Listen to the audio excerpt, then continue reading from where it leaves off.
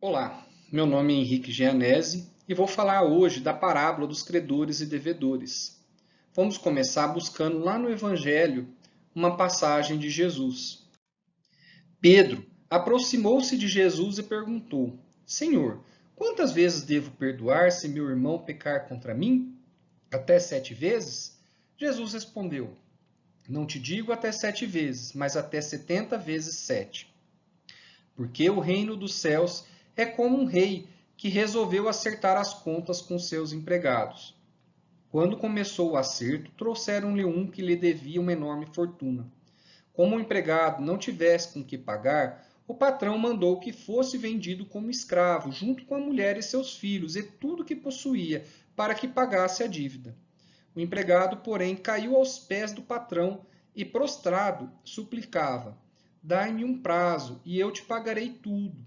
Diante disso, o patrão teve compaixão, soltou o empregado e lhe perdoou a dívida. Ao sair dali, aquele empregado encontrou um dos seus companheiros que lhe devia apenas 100 moedas. Ele o agarrou e começou a sufocá-lo, dizendo: Paga o que me deves. O companheiro, caindo aos seus pés, suplicava: Dai-me um prazo e eu te pagarei.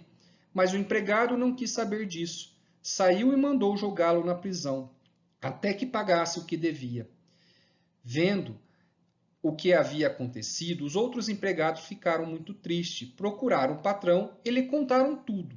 Então o patrão mandou chamar-lhe e lhe disse: Empregado perverso, eu te perdoei toda a dívida porque tu me suplicaste. Não devias tu também ter compaixão com teu companheiro, como eu tive compaixão de ti? O patrão indignou-se e mandou entregar aquele empregado aos torturadores até que pagasse toda a dívida. É assim que o meu Pai que estás nos céus faz convosco, se cada um não perdoar de coração o seu irmão. Porque confiava na bondade do seu amo, o empregado da parábola de Jesus contou, foi inteligente e caiu aos pés para implorar a dispensa do seu débito. Em consequência, recebeu perdão, mas foi condenado porque não usou da mesma medida para agir em relação aos próprios devedores. Apropriou-se da misericórdia do Senhor e não usou para com seus semelhantes. Jesus, então, nos conta essa parábola para que possamos conscientemente assumir a nossa condição de devedores e inadimplentes em relação a tudo quanto recebemos de Deus, para bem aplicarmos aqui na terra enquanto caminhamos. Chegará a ocasião em que também seremos chamados a prestar conta dos que não nos foram entregues para administrar. Desde já, temos então a oportunidade de calcular como está a nossa balança comercial com o divino. Nosso desrespeito para com as leis divinas tornou-nos grandes devedores de Deus. E, no entanto, o Pai Celestial está sempre pronto a perdoar-nos. Deus, em sua misericórdia, não fulmina aquele que o nega, nem desampara o filho ingrato, que não reconhece os benefícios. Tudo Deus perdoa e tolera, dando-nos assim o exemplo de como devemos proceder para com os nossos irmãos. Esta parábola ilustra muito bem o que se passa entre a humanidade. Todos nós temos imensos débitos com a providência divina, e todos nós o tempo todo suplicamos perdão. Todavia, somos incapazes de perdoar do fundo do coração a menor falta que alguém comete contra nós. Queremos que Deus perdoe e nos tolere, mas não queremos perdoar nem tolerar nossos semelhantes. Por meio desta tão singela e tão expressiva parábola, que o Mestre nos ensina que devemos cobrir um manto do perdão e do amor. Os erros que são cometidos contra nós, porque se assim não fizermos, compareceremos com os nossos erros descobertos na presença de Deus, o qual nos tratará exatamente como nós tratamos nossos irmãos. Enquanto caminhamos na terra, temos a grande chance de colocar em prática o fundamento da oração que Jesus nos ensinou. Perdoai as nossas dívidas, assim como nós perdoamos os nossos devedores.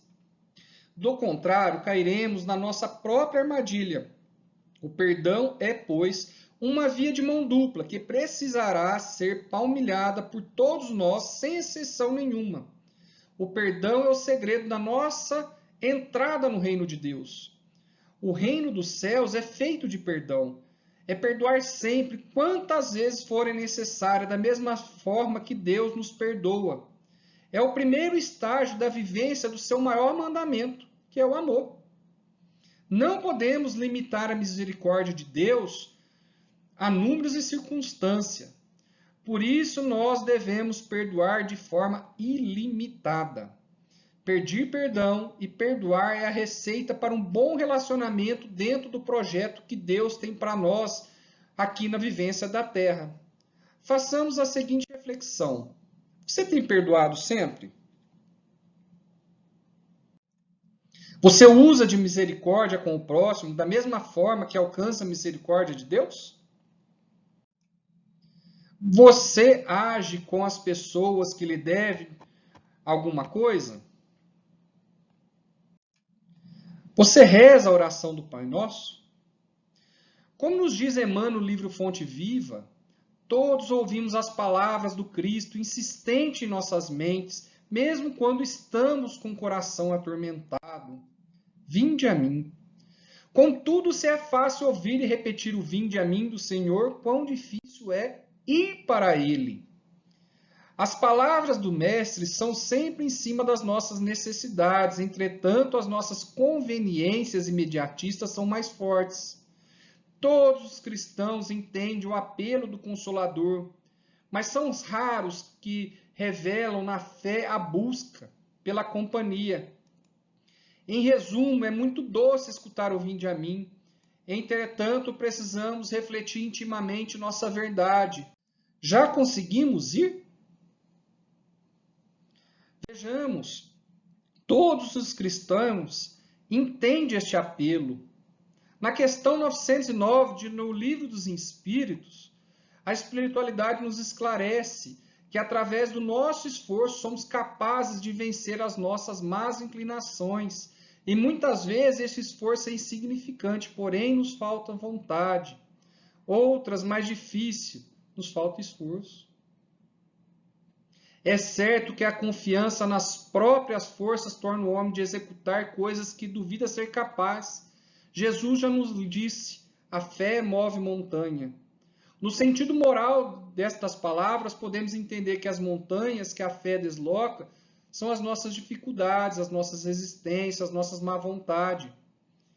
Já a fé robusta, da perseverança, da energia, os recursos que façam que vençam os nossos obstáculos. Já na fé vacilante, resultam a incerteza e a hesitação de que se aproveitam os adversários que temos de combater. Essa fé não procura meios de vencer, porque acredita que é capaz de vencer. Vejamos um exemplo desse na vida real, num vídeo. Leoas, Deus abençoe.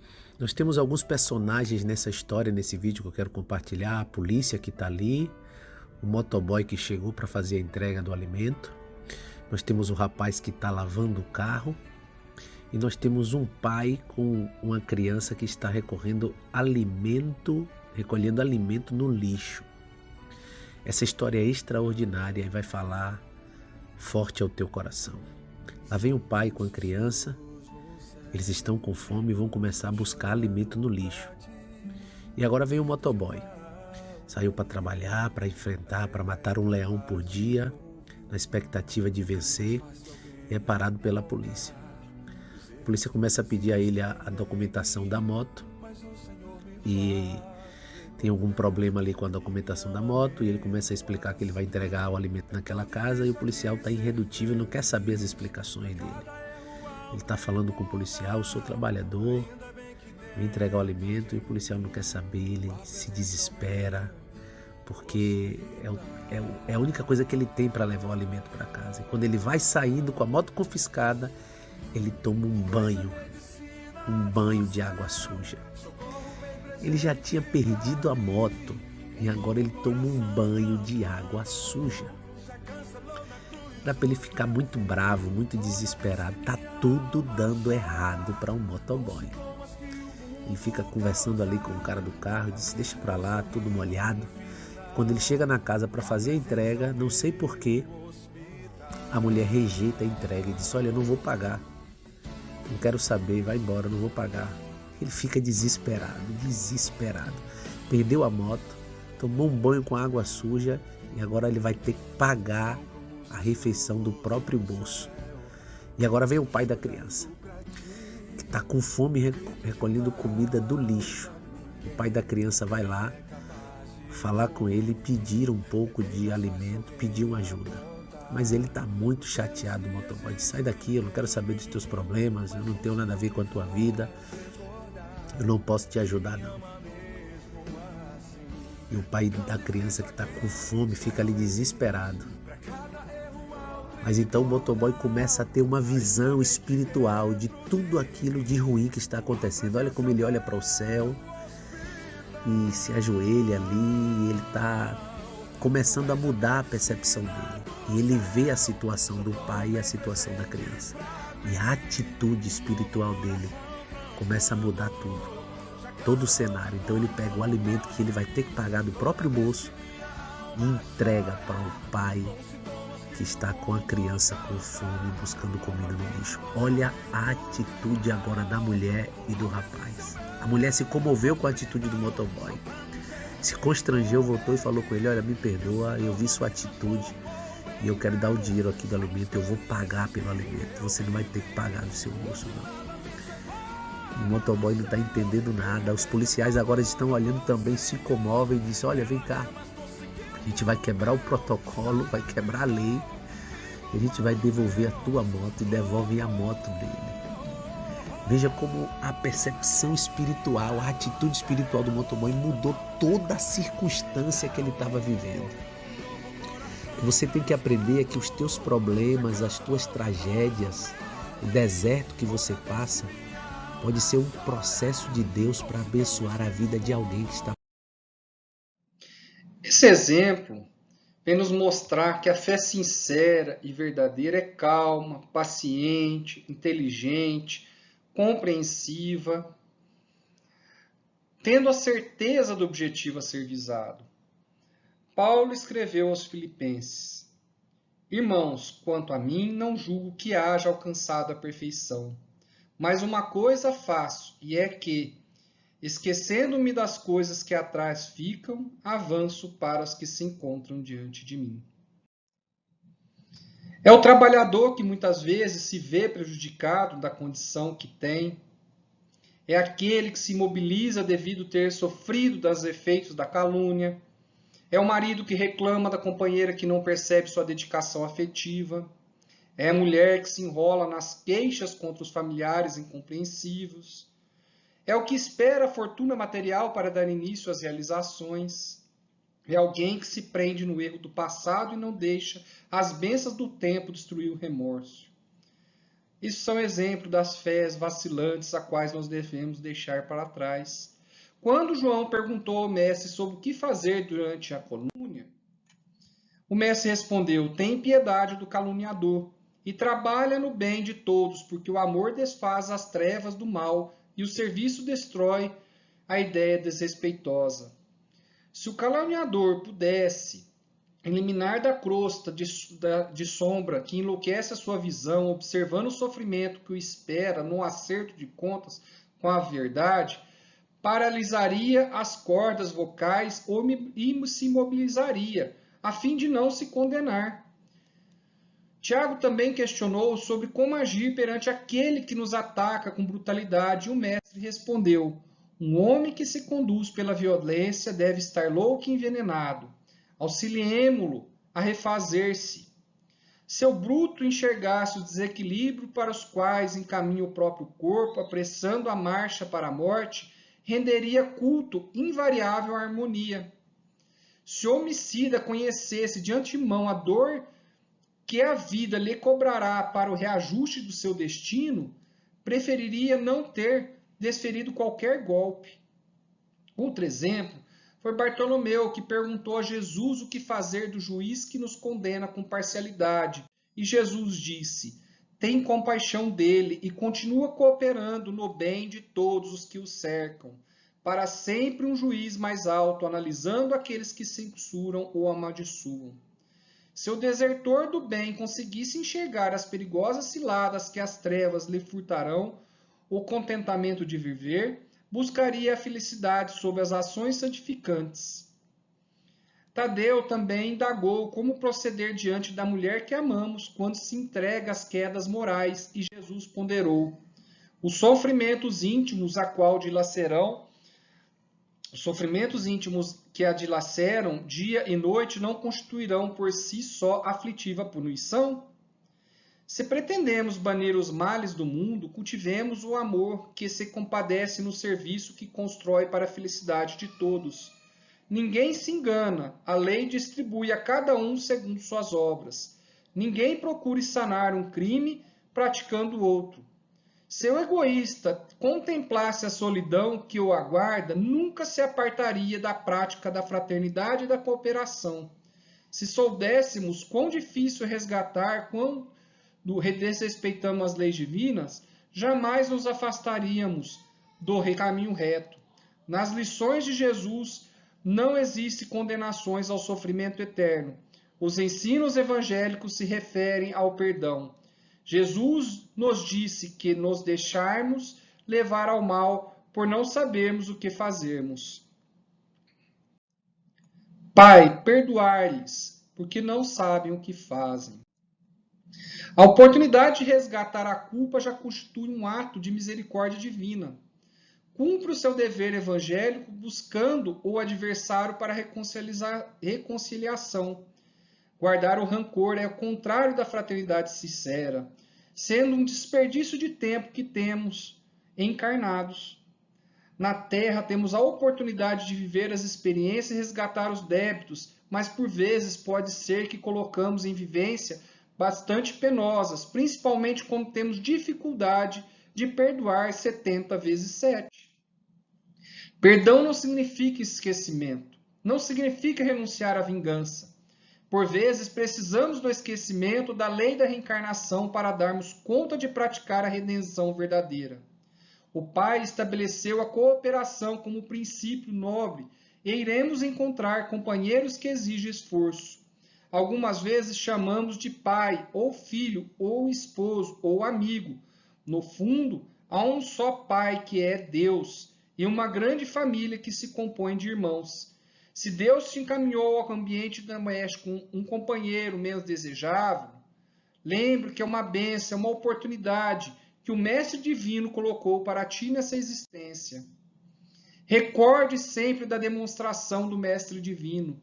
Se seu próximo não pode alcançar-se no plano espiritual em que te encontra, pode ir ao encontro dele para o bom serviço da fraternidade e da iluminação. Lá no capítulo 15 do Evangelho segundo o Espiritismo, que não se pode verdadeiramente amar a Deus sem amar ao próximo, nem amar ao próximo sem amar a Deus. Logo, tudo que se faça para o seu próximo, mesmo que é fazer contra Deus. Não podemos amar a Deus sem praticar a caridade ao próximo, pois todos os deveres do homem resumem nesta máxima: fora da caridade não há salvação. Amar ao próximo como a si mesmo, fazer pelos outros o que gostaria que fizessem para nós, é a expressão mais completa da caridade, porque resume todos os deveres para o próximo. Não podemos encontrar guia mais segura a tal respeito que tornar padrão do que devemos fazer aos outros aquilo que nós desejamos. Com que direito exigiríamos dos nossos semelhantes melhor proceder, mais indulgência, mais benevolência e devotamento para conosco do que temos para com eles? A prática dessas máximas tende à destruição do egoísmo quando nós adotarmos como regra de conduta. Os compreendemos a verdadeira fraternidade, reinará a paz e a justiça, não haverá ódio, nem discussões, nem desentendimento, mas somente união, concórdia e benevolência mútua entre nós. Então sejamos os trabalhadores da última hora. O salário será o mesmo daqueles que compareceram na primeira hora. E o salário nada mais é do que paz de consciência.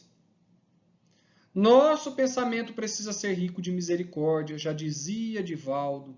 porque a humanidade precisa da humanidade, nós nos necessitamos. Divaldo nos fala, vale a pena amar. Se você não é amado, não é importante, o importante é quando ama. Não se preocupe com os seus inimigos. Todos nós temos inimigo, mas isto é secundário, o importante é não ser inimigo de ninguém. Se alguém não gosta de você, é problema dele, mas quando você não gosta de alguém, é problema seu.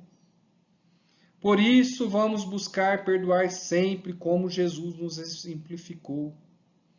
Pai, perdoai-os, eles não sabem o que fazem. Muito obrigado.